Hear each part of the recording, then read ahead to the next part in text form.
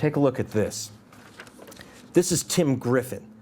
This is the guy who was in charge of the caging operation. He's the research director and deputy communications director for the Republican National Committee.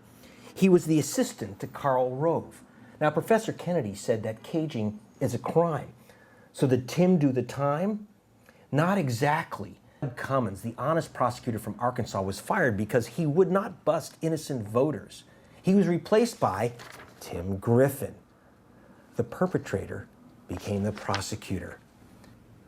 After my broadcast about the caging and Iglesias for BBC television, I got a call from the office of Congressman John Conyers. He's the chairman of the House Judiciary Committee. I was to meet Conyers at midnight in a hotel room in New York and show him the evidence that I had of Karl Rove, his assistant Tim Griffin, and the caging operation. By the next morning, Tim Griffin had resigned. Obviously, I've seen the internet stuff about caging. I'll first just say the allegations that are on the internet and now have spread to tabloids and what have you are completely and absolutely false, number one, and ridiculous. Caging, as you may know, I had to look it up, is a direct mail term for basically organizing returned mail.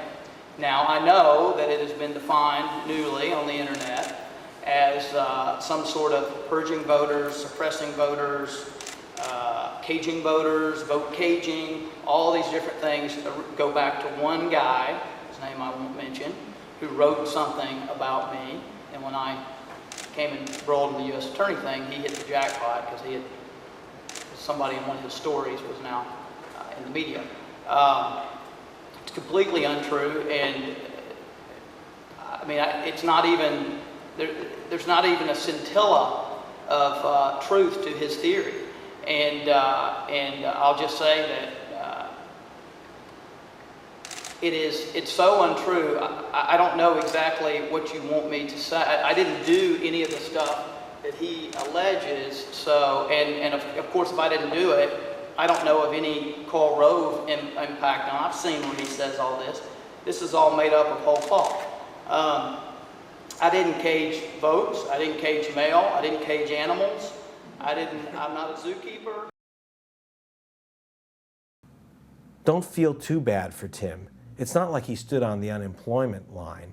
Immediately after he left the office of U.S. prosecutor, he landed comfortably in the office of presidential candidate Mr. Law and Order, Fred Thompson.